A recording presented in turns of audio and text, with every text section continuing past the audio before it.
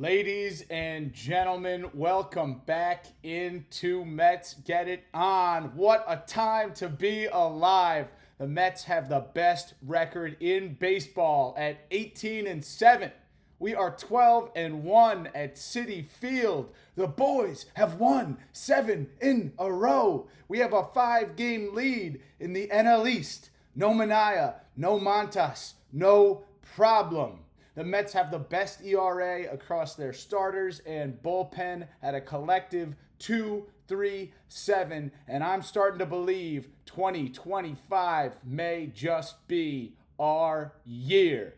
So let's dive in, guys. Please go like and subscribe on YouTube, on Spotify, wherever you can. Join this train that's chugging along with our beautiful ball club, and Mets, get it on, baby.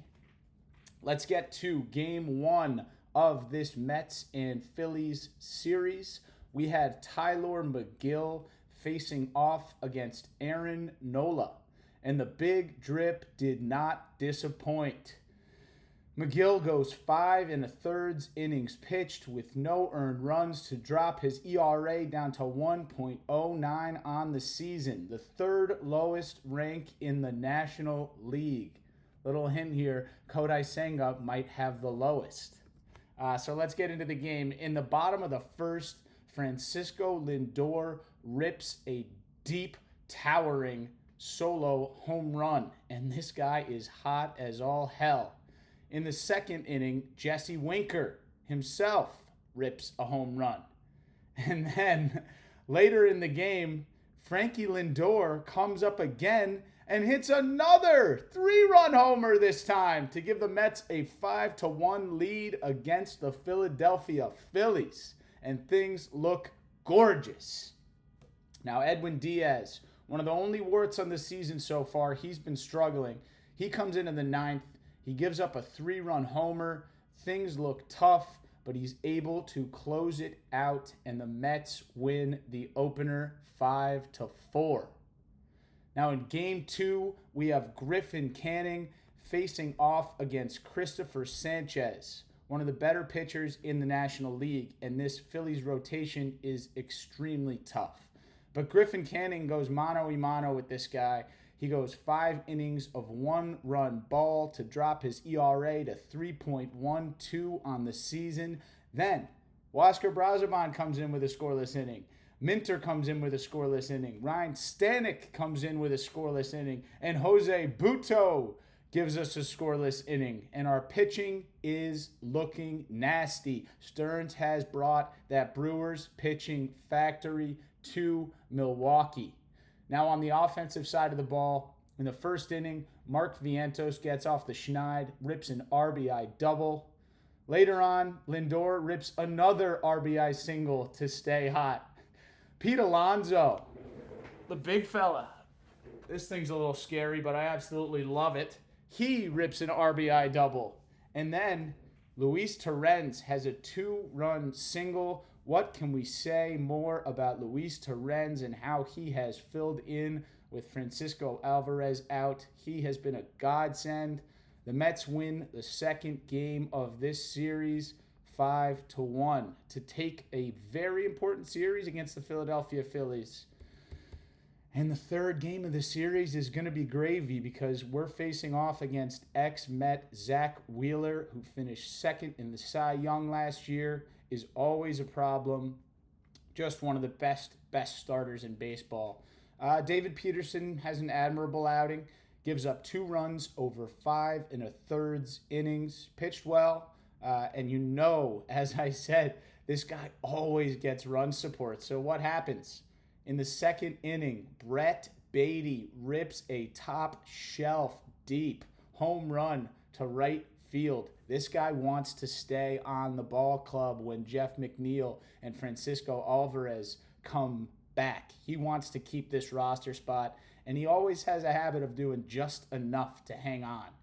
So this game ends up going to extra innings, tied 2-2.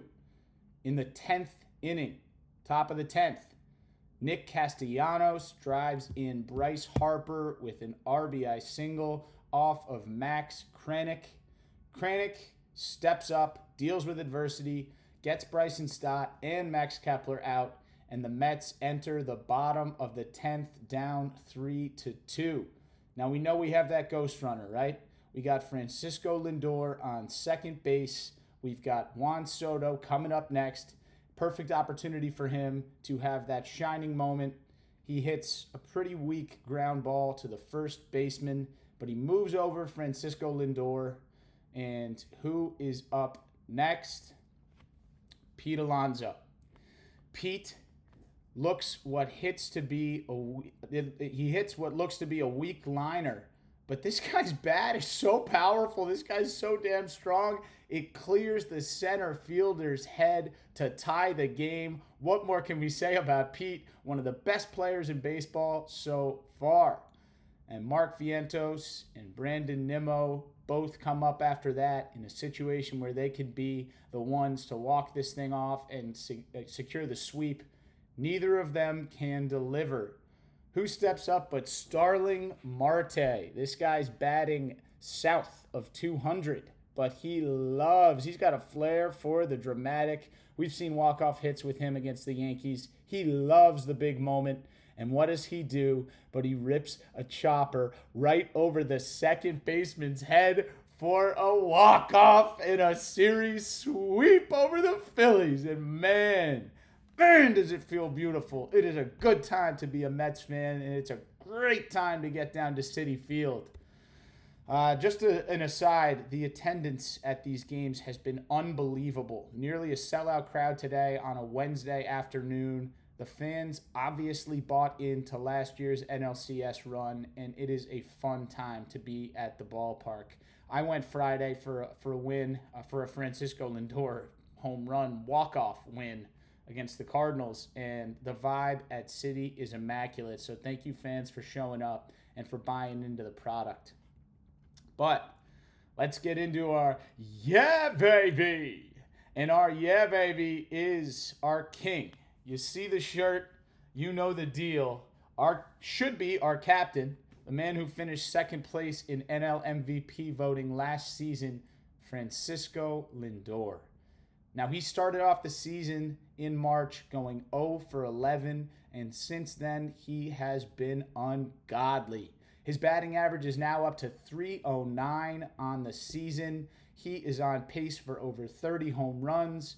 He could have, a season where he literally hits 35 home runs and bats over 300. This guy's going to be square in the MVP conversation. So, yeah, baby, that's our king, Francisco. Could not be happier about the way that he has stepped up and carried on the momentum from last year. Now, when it comes to our behave, who needs to step up?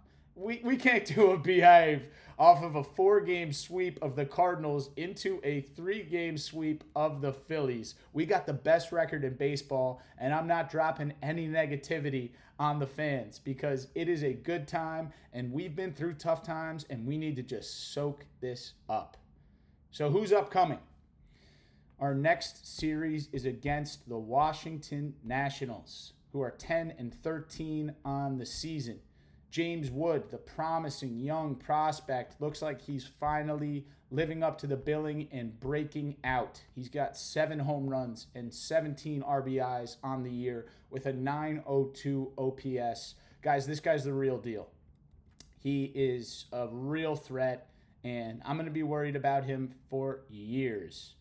Catcher Keibert Ruiz is batting .329 for the Nats. Nathaniel Lowe has 19 RBIs, so their offense is nothing to look down on.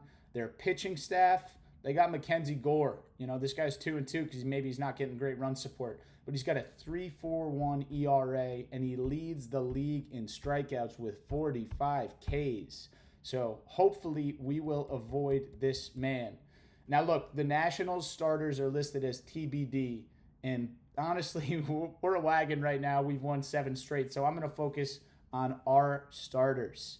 So going in game 1 is our Ghost Fork slinging king, Kodai Senga, who is 3-1 with a .79. No, you did not miss here. .79 ERA for the lowest in the National League. This man has not given up a run in his last 18 and 2/3 innings. He looks unbelievable. He looks like that 2023 Kodai.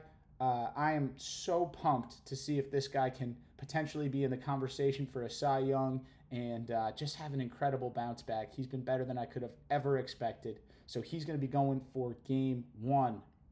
Now, game 2, we got the kick change king, the old Yankees closer, Clay Holmes, who's now 2-1 on the year with a 3.16 ERA. He's looked unbelievable in his last 2 starts, going 5 innings and going 6 innings with 1 earned run in each. He looks to be settling into this starter's role, and I'm really excited to see what he could do. I said this guy could be an all-star, and some folks said that sounded crazy, but he's kind of on pace at the moment, so really excited to see what he can do against kind of a lower-tier Nationals lineup.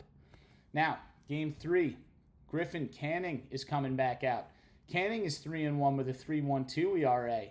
It's going to be really exciting to watch the battle between him and the Big Drip, Tyler McGill, to see who can stick around in the rotation when Sean Manaea and Frankie Montas return. But he has done nothing but shine, and our whole staff has shined, and it really looks like our pitching lab is something special and something amazing to behold. So Griffin Canning is getting that start in game 3 against the Nationals. Now, for some news around the club, what do you have to look forward to? Jeff McNeil is coming back off of the oblique injury. El Troll Francisco Alvarez is coming back from the hamate bone injury. Now, Carlos Mendoza has officially announced that both of these guys are going to be back to face the Washington Nationals, so our lineup only gets deeper. Guys, we got a 5-game lead in the NL East right now. We've got the best record in baseball. You really need to stop and enjoy the good times while they are here, because it is a wonderful time to be a Mets fan. And just being at the ballpark, seeing it packed like that, honestly gets me a little emotional. I'm so, we've been through so many tough times with collapses in 07 and 08, and moving to a new ballpark, and the Bernie Madoff scandal, and everything that's gone wrong with this team, and everyone saying it's as Metsy as it getsy, and waiting for our downfall. We don't even have 2 of our top pitchers right now, and we have the best record in baseball. So enjoy the good times while they're here. I'm not saying that we're going to play this way for the whole season, because look, we're on 116, 118 win pace. But man, it has been so much fun to watch this team, to walk around New York City, to see the Mets store pop up, to see the way that this city is starting to rally around this team and the fun environment that we bring. Stevie Cohen has, brought out the pocketbook, and David Stearns is making shrewd moves, but also spending money. And Carlos Mendoza is one of the best managers in the league. There's so much talent. There's young talent coming up with Jet Williams, with Brendan Sproat, with Nolan McLean, with so much on the horizon, and a team that is willing to spend. The future is bright. I'm really pumped to be here, man. I'm really, really excited about this podcast and how it's going to grow with the way the team's playing. So please, guys, go follow where you can. Go like, go subscribe. I want to grow this thing, and it's a true passion of mine, and I am really excited to see where this team can go and where this pod can go. And let's be in this thing together, man. Let's enjoy it. I know it's just April, but it's going to be a fun journey, and I'm really stoked to go through it with you guys day by day, for the downs, for the ups, and for Mr. Kodai Senga and the beautiful team that we call the New York Metropolitans. So I'm going to sign off as always. God, it feels good to be a Mets fan right now. Things are fun. Winning's fun, man, and the wins are stacking up. I'm going to sign off as always with the Mets. Get it on!